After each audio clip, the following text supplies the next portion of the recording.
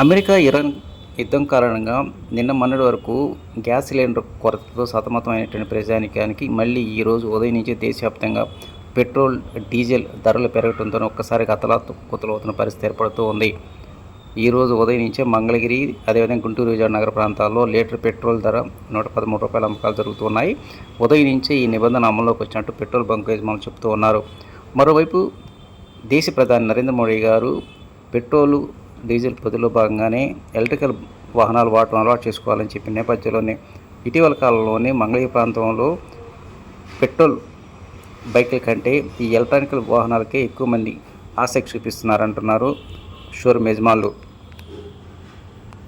పెరిగినటువంటి diesel petrol ధరలటువంటిది డైరెక్ట్గా transport రంగం మీద బాగా పడుతుంది. మరి ముఖ్యంగా ఆటోలు కావచ్చు, అదేవిధంగా పాల ప్యాకెట్లకు సంబంధించిన వ్యాన్లు, అదేవిధంగా సరుకు రవాణా చేసేటువంటి వాహనాలకు సంబంధించి ఈ ఎఫెక్ట్ బాగా పడుతుంది.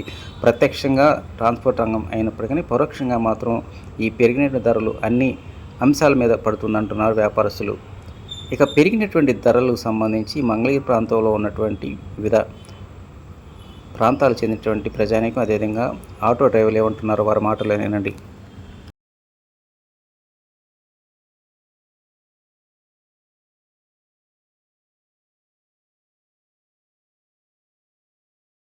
పెట్రోల్ రేటు పెరిగినా ఏ రేటు పెరిగినా సామాన్యుడు బలయ్యేది. పెద్ద పెద్ద బడాబాబులు అందరూ బాగానే ఉంటారు.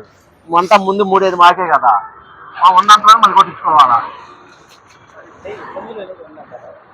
ఇబ్బందే కదా, రేటు పెడితే ఇబ్బందే కదండి. కొన్ని ఫీల్ కూడా చేసేది ఎవరికి ఇబ్బంది, నాకే ఇబ్బంది. రోజు 300 పోయి పుచ్చలు కొట్టి 400 కొట్టేయాల్సి వచ్చింది. మాకైనా ప్రాబ్లమే కదా.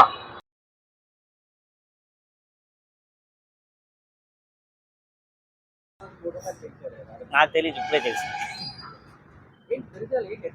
తగ్గిద్ది, అదే యుద్ధం జరుగుతుంది కదా దాని వల్ల అనుకుంటా, అంతే, అంతకుమించి ఏమన్నా కంపల్సరీగా ఒక జీతాలు తప్ప అన్నీ పెరుగుతున్నాయండి. ఒకళ్ళు ఎక్కరు లోకల్ కాబట్టి ఏదో చిన్న చిన్న కిరాయిలు దాని కాబట్టి వ్యవస్థ ఏదైనా దెబ్బే కదండి ఆటో వాళ్ళకి. అది ఏదైనా కొంచెం ఏదో ఫ్రీ బస్సు అది ఇబ్బంది. కొంతమంది ₹1000 తోలుకునే వాళ్ళు ఇప్పుడేమో 600-500 తోలుకుంటే ఎక్కడ గడిచిద్దండి.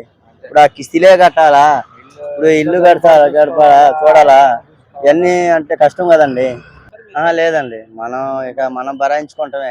కష్టం మీద వేసామనుకోండి రెండోసారి ఎక్కరు కదా. ఇప్పుడు ఎక్కేవాళ్ళు కూడా ఎక్కరు. ఫ్రీ బస్ కోసం ఆల్రెడీ ఫ్రీ బస్సు వెళ్ళిపోతున్నారు. ఇప్పుడు 2 గంటలైంది కూర్చొని, ఇప్పుడు దాకా ఎవరు రాలేదు.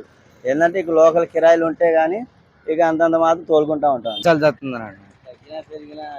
ఏదైనా నష్టమైన కష్టమైన మేము అనుభవించడమే.